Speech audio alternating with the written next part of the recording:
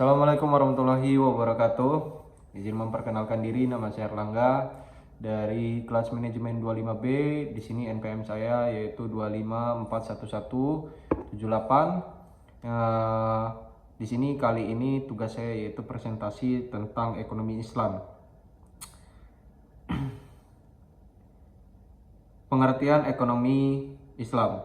Ekonomi Islam adalah suatu cabang ilmu pengetahuan yang berupaya untuk memandang, menganalisis, dan akhirnya menyelesaikan permasalahan ekonomi dengan cara-cara Islam, cara-cara yang didasarkan atas ajaran Islam, yaitu berlandaskan Al-Quran dan Sunnah Nabi.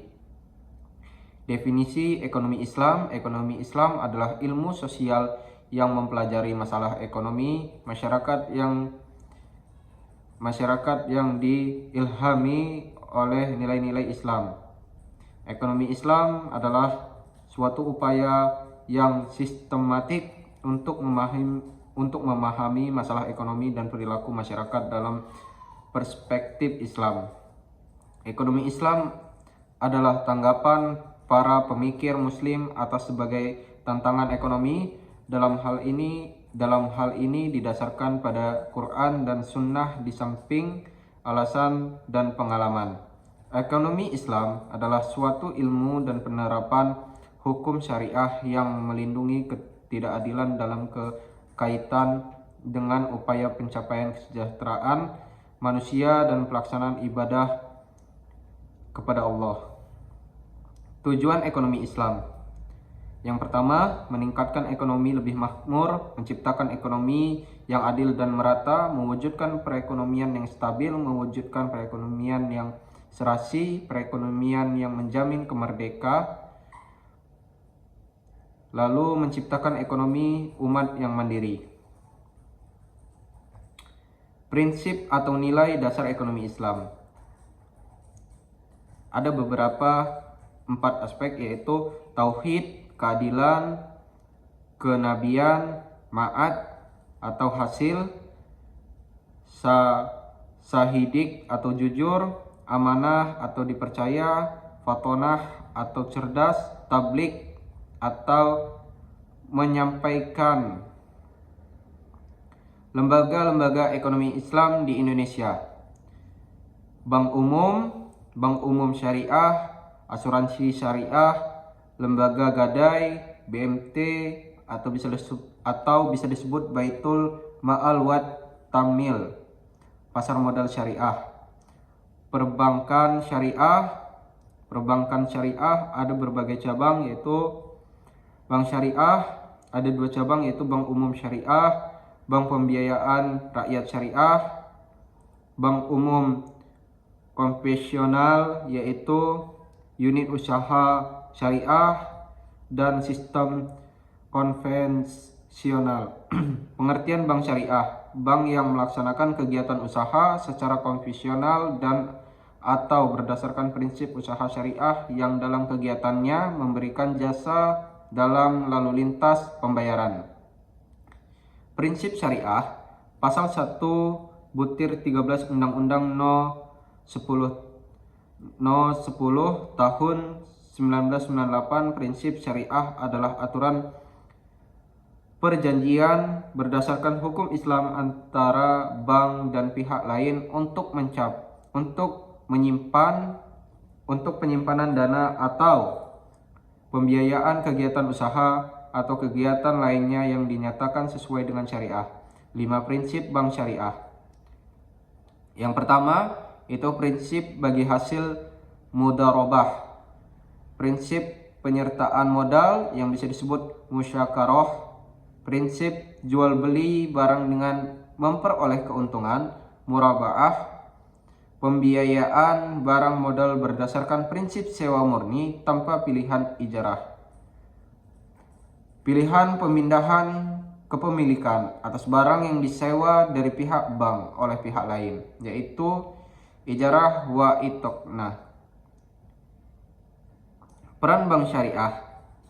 Bank syariah turut berperan dalam menunjang pembangunan ekonomi bangsa Indonesia, terutama melalui upaya peningkatan peranan penguasa muslim dalam perekonomian nasional dan bertindak sebagai katalisator sebagai pengembangan lembaga keuangan syariah di Indonesia. Fungsi bank syariah yaitu manajer investasi. Bank syariah tersebut merupakan manajer investasi dari pemilik dana yang dihimpun. Karena besar kecilnya pendapatan ataupun bagi hasil yang diterima oleh pemilik dana yang dihimpun sangat tergantung pada keahlian, kehati-hatian, dan profesional dari bank syariah. Jasa keuangan. Bank-bank Islam juga menawarkan berbagai jasa keuangan lainnya untuk memperoleh imbalan atas dasar engine, kontrak, atau sewa. Contohnya meliputi letter of credit, with transfer, dan lain-lain. Investor. Investasi yang sesuai dengan syariah tersebut meliputi akad murabaah, sewa menyewa, leasing ataupun bisa disebut leasing, musyarakoh, akad mudarobah, akad salam atau istisna, pembentukan perusahaan atau akuisisi, pengendalian atau kepentingan lain dalam rangka mendirikan perusahaan, memperdagangkan produk dan investasi untuk memperdagangkan saham yang dapat diperjualbelikan. Fungsi sosial. Konsep perbankan Islam mengharuskan bank-bank Islam memberikan pelayanan sosial, apakah melalui dana korat atau pinjaman kebajikan atau zakat dan dana sumbangan sesuai dengan prinsip-prinsip Islam. Kajian terhadap asuransi. Pemahaman terhadap asuransi konvensional adalah haram yang terkandung dalam unsur hara, maisir, dan riba. 1. Unsur hara terdapat pada bentuk akad ataupun perikatan yang melandasi penutupan polis. Akad yang terdapat pada asuransi konvensional dikategorikan sebagai akita baduli atau akad pertukaran, yaitu pertukaran pembayaran prime dengan uang pertanggungan. Unsur hara ini juga terdapat pada sumber dana. Pembayaran klaim pada asuransi konvensional adalah tidak jelas asalnya. Unsur maisir terjadi apabila peserta asuransi, pemegang polis, membatalkan kontraknya pada masa revising period. Ia tidak akan menerima kembali uang yang telah dibayarkan kecuali sebagai kecil saja, biasanya kurang dari 5%. Unsur riba terkandung dalam melakukan usaha dan investasi yang menggunakan sistem bunga, terutama oleh bank-bank konvensional dan fund manager companies. Definisi penggadaian syariah.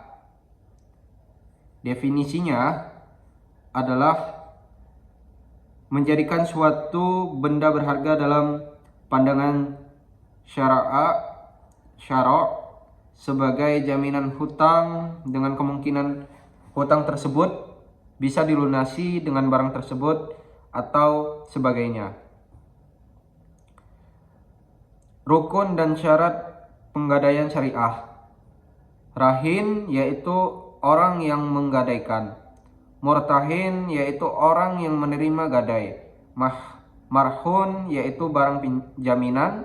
Syaratnya mempunyai nilai menurut syariat. Harus ada pada waktu akad. Harus bisa diserahkan seketika kepada mustahil atau waktunya. Marhun bih atau dain, hutang. Harus jelas. Rahin dan murtahin harus tetap dapat dimanfaatkan. Harus lazim mengingat pada waktu akad. Ijab dan qabul pernyataan gadai dari para pihak. Keduanya jelas mengungkapkan keinginan untuk akad rahim. Prinsip pasar modal syariah, pembiayaan dan investasi pada aset atau kegiatan usaha yang halal, spesifik, dan bermanfaat dan dilakukan dengan bagi hasil. Uang adalah alat bantu pertukaran nilai. Pemilik harta menerima bagi hasil dari manfaat yang timbul dari kegiatan usaha, maka pembiayaan dan investasi harus pada mata uang yang sama dengan pembukuan kegiatan usaha. 3. Akad yang terjadi antara pemilik harta ataupun investor dengan pemilik usaha, emiten, dan tindakan maupun informasi yang diberikan pemilik usaha, serta mekanisme pasar bursa and slip regulation regulating organization lainnya tidak boleh menimbulkan keraguan yang menyebabkan kerugian. Investor dan admin tidak boleh mengambil resiko melebihi kemampuan yang dapat menimbulkan kerugian yang sebenarnya dapat dihindari. 5. Investor, admin maupun bursa dan slip regulating organization lainnya tidak boleh melakukan hal-hal yang menyebabkan gangguan yang disengaja atas mekanisme pasar, baik dari segi penawaran, supply, maupun dari segi permintaan, demand. Mungkin itu saja presentasi yang dapat saya sampaikan. Mohon maaf apabila ada salah kata. Saya akhiri. Assalamualaikum warahmatullahi wabarakatuh.